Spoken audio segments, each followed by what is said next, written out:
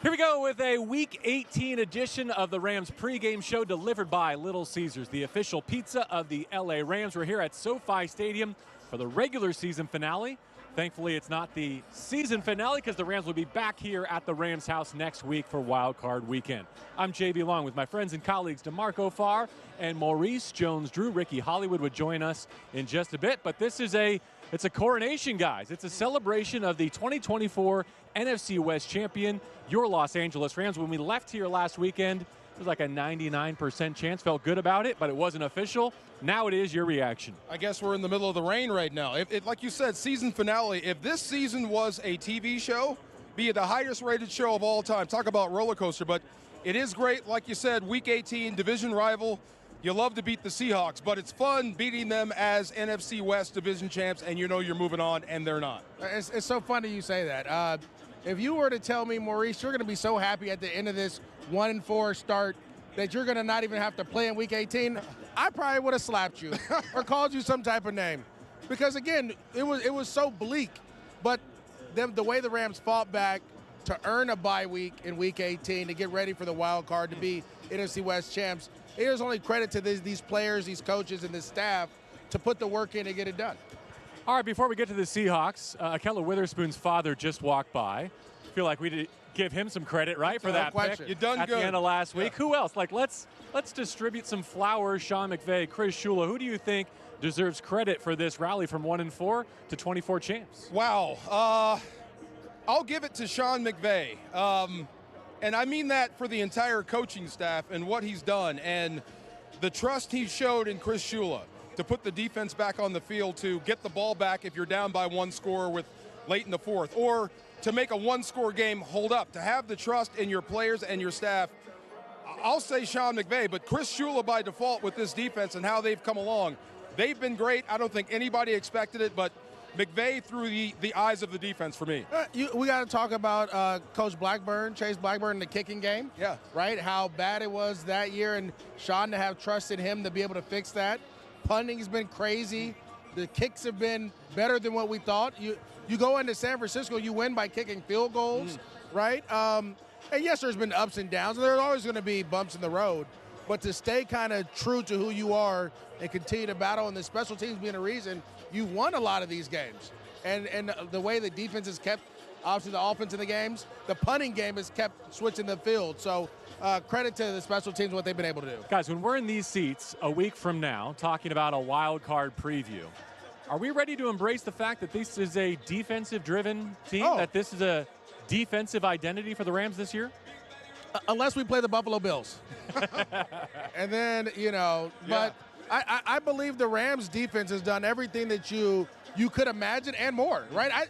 I remember sitting in OTA's training camp saying, hey, this is going to be an offensive-driven team. They're going to score 30 points. DeMarco's like, yeah, you're going to allow these young guys to kind of grow. And it's been the complete opposite. All right, so what if I say, but it's still in the playoffs going to be a team that can only go as far as Matthew Stafford takes them? Oh, I agree, 100%. I mean, look, the defense has done a great job defending what the offense has given them. Whatever complexion the game has taken, they have matched that, and like you said, 9-2 down the stretch. But if you want to go beyond the first round in the playoffs, the offense has to get better. They have to score more points. Matthew Stafford and that group has to score more than one touchdown or less than that in the first quarter. You've got to dictate, not hope your defense bails you out. But everything the defense has done is going to help them going forward. But I agree with you. You need your offense to lead the way in the postseason. You know, all those offensive veterans will be resting today, from Matthew Stafford to Kyron Williams, Cooper Kupp, Puka Nacua, both tackles, Kevin Dotson. You know who is playing today? This defense, this emerging star-studded defense with now a Pro Bowler in Jared Verse. When you're talking about getting to Geno Smith and beating the Seahawks, even with a pared-down game plan, that's very much a possibility. It's, the list of defensive coordinators in Rams history who have held 3 straight opponents to single digits in Not Chris very Shula's long. lifetime. Yeah. It's Chris Shula. That's That's awesome. it. Can they Yes. do it again? Give the defense credit, Maurice. Go ahead. Oh, I Come on. always give the defense credit. You don't listen to the broadcast? Come on, go ahead. Are you Yeah. tuning me out when you're down You're there? an offensive guy. Listen, I love the fact that you could rush the quarterback with 4. I love the fact that you could throw exotic blitzes and drop 3 or whatever, rush 3, whatever you want to do. To me, these young guys have developed a ton. I think the off-ball linebacker position, which was a need, was a problem at first, has become a strength. with Roseboom and the way he's playing and Spates the way he's playing. How about this real quick? Roseboom could break Ernest Jones' single-season franchise record for tackles here today. Well, and Omar Spates has got a higher PFF grade than Ernest. I just saw Ernest Jones, and I thanked him. Thank you for all you did. And he was like, I appreciate it. But these other guys, we don't talk about Ernest Jones as we did the first month of the season, how he was needed, right? It's because of that play and that coaching staff. And then to the secondary, right? They still got to tighten some things up, but to be opportunistic when there is a mistake made, jumping on the interceptions, causing turnovers, whatever it may be, this defense is starting to just gel. They're getting tighter and tighter, closer and closer, becoming one of those groups that you could think of. I ain't going to say the Baltimore 2000 Ravens, but they're a team that gets turnovers and they cause problems for defense. I got two things. Jared Verse talked a lot of trash before he became a Pro Bowler. No question. Oh, my God. What do you think is coming out now? And the second thing, you said that Christian Roseboom is about to break Ernest Jones' tackling record? Could. That's going to hurt a lot of pocketbooks at middle linebacker that think they should be paid. When you think that this guy is special, but then Christian Roseboom out of nowhere is about to break the franchise record. Unreal. Could do it. And he is special. He was special as a Ram. I think your posture is the correct one. Thank you. Thank you, Ernest Jones, for that ring, for that banner up there. Yeah. He had a heavy hand in that. He'll play for the Seahawks today. All right, you have exactly 78 and a half minutes to wrap your mind around the fact that Jimmy Garoppolo is starting for the Rams today. Are you there yet? I'm super excited to see this. And how many number 11s have you guys seen in the stands so far this year? I've seen them all today. Why are they showing up now? I wonder. But I cannot wait to see what McVay does with him. We saw it with Carson Wentz, reclamation project, kept him in the league. Baker Mayfield is now the guy in Tampa. Jimmy Garoppolo, pretty good record as a starter. Let's just kind of delete what happened in Las Vegas. Pretty good record as a starter. All we know of him is he beats the Rams. Can't wait to see what he does in a Rams uniform today. It's crazy you say that because I remember seeing him in the facility and not only being shocked by his handsomeness, right, when he walks by, the aura that he has, but the fact that Jimmy Garoppolo, all those years we had hate for him, he's now in our building. That's what the NFL does. It's just a circle. It's a circle of life. Yes. You hate someone and then you love them. And right today we got to hope to love Jimmy Garoppolo, to have him playing well, and to hope he can resurrect his career. Who else are you looking forward to seeing today, either making his Rams debut in 2024 or stepping into an expanded role with some of the top end of the depth chart getting reduced snap counts? Okay, I got one I'm really excited for, and if Matthew Stafford was just a little bit more accurate on that seam route, I would love to have seen what Davis Allen would have done with that. Straight down the field. Like know at the end of that was going to be a train wreck. Big dude, athletic, he has a defensive mentality. Look out for him. The other one would be Jordan Whittington. And I wonder, what does he project out to be in 2 or 3 years? Is he still on teams? Is he just a receiver? I don't know, but I like the guy they have now. Tough on special teams, pretty good receiver to boot. Yeah, obviously I'm going to talk about Blake Corum, right? And I believe that, you want to go into the playoffs with all cylinders firing. This is going to be one of those cylinders that you're going to try to figure out as it goes, right? Is this something that we can use and lean on in the playoffs in a two-back system? And then to be quite honest with everybody, I love to see what Joe Noboom does, right? After last week, you struggled a little bit. So we need to see if we can fix those issues and get you ready to go just in case you're needed. Just like 2021, he was needed to step in at left tackle. He did an awesome job against Tampa. Can you get back on track of that confidence and go out there and play with it? I'll go defense. Pop quiz. Who's the highest drafted member of the Rams secondary? He just got here. Emmanuel Ford. A waiver wire claim from Washington back in November. I want to see what he looks like against DK Metcalf and Tyler Lockett and JSN and Geno Smith. That's an important data point. Maybe not for this January, but for the rest of 2025. I think the Rams took a chance to get into the next edition of their corner room, and he's the first dart that they threw. If there's an encouraging arrow coming out of today for Emmanuel Forbes, I think that really means a lot going into this offseason. Whatever happened at the place that he was, we're going to find out today, the good and the bad. We're going to see. Well, I'll say this, too. You got to make sure you pair him up and put him in position to be successful. Him just playing DK Metcalf may weigh 100 pounds more than him. That may not be the best fit for him, right? So you just have to make sure you match him up with guys that you can see him be successful against. The Rams have already clinched the NFC West, and with it a home playoff game next week on Wild Card Weekend. At stake today, seeding. That is, unless these Saints do hold on and upset Baker Mayfield and the Tampa Bay Buccaneers. That lead just grew. We're watching it. If you're watching it live right now, the Saints in position to knock off the Buccaneers at Raymond James Stadium. That would lock the Rams into the 3 seed. Otherwise, LA would have to beat Seattle today to stay at 3. Otherwise, they would fall to 4 and host the loser of tonight's finale in Detroit, Vikings and Lions. That's for another time. For this time, it's Ricky Hollywood. And what better time to send it over to Erica? Thanks, guys. We're going to do a little Ricky's Rookies rundown today, and that's a mouthful. Jared Verse was named to the Pro Bowl. He's one of 3 rookies to be on the initial roster. He leads all rookies with 75 pressures this year. Blake Corum looking for his first NFL touchdown. He was Michigan's leading rushing touchdown.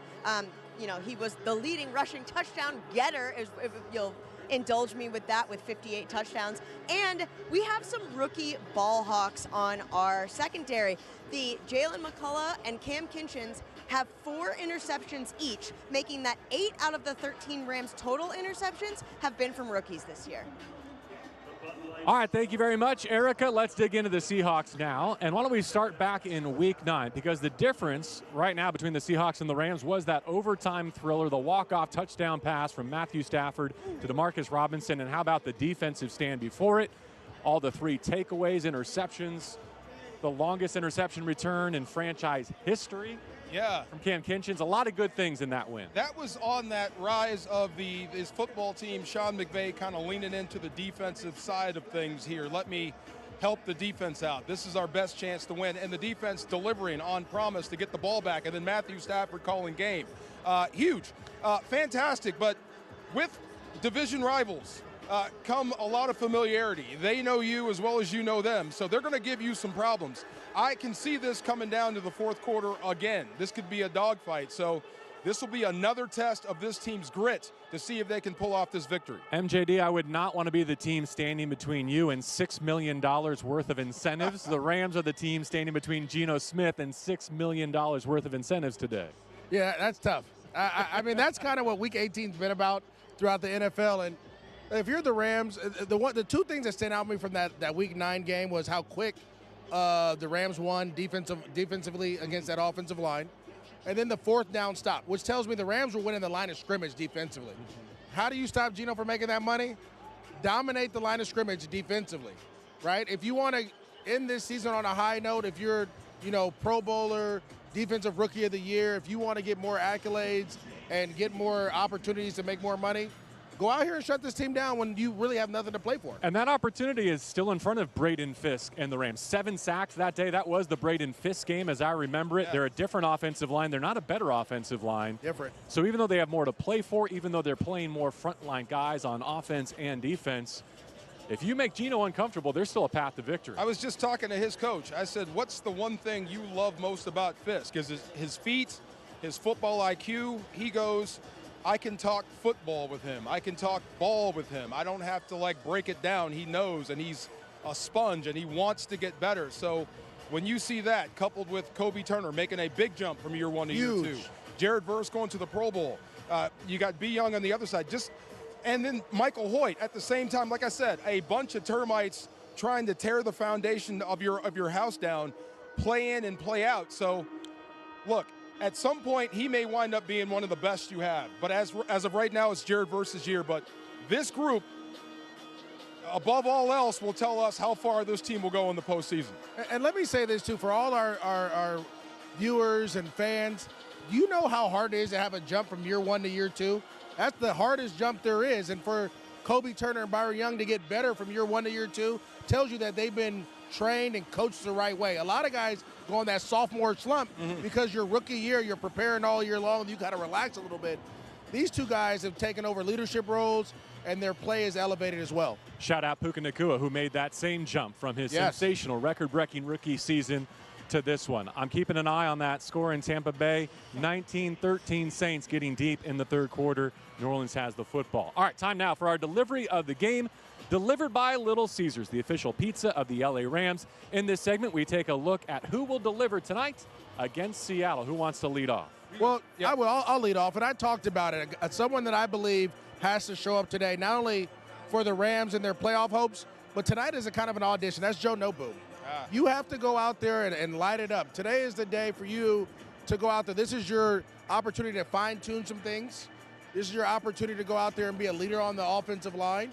This is your opportunity to really go out there and show the Rams that you can be a cog if needed throughout this playoffs and then for years to come, right? And so to me, I believe if Noboom goes out there and has a good day today, the Rams will be running the football well. Yeah. The Rams will be throwing the football well, a lot of play-action pass, and it'll breed a lot of confidence in himself and in his staff of him to go out there and perform if they need him in the playoffs. I would just ask Boom, like you said, man, do you really want to play football or not? Right. Show me on tape. Don't tell me with your mouth. Show me with your play.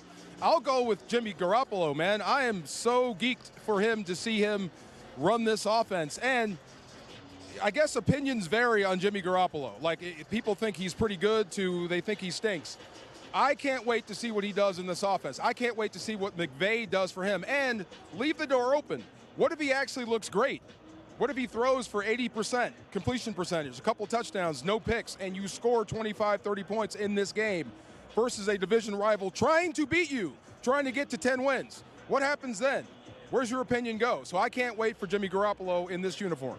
Erica, who you got? Yeah, let's go on the defensive side of the ball. Kobe Durant left the game with a lung contusion a few weeks ago, and then Witherspoon really shined last week. But to see Kobe Durant back in the lineup today should be really exciting, and I think he's got a lot to prove today.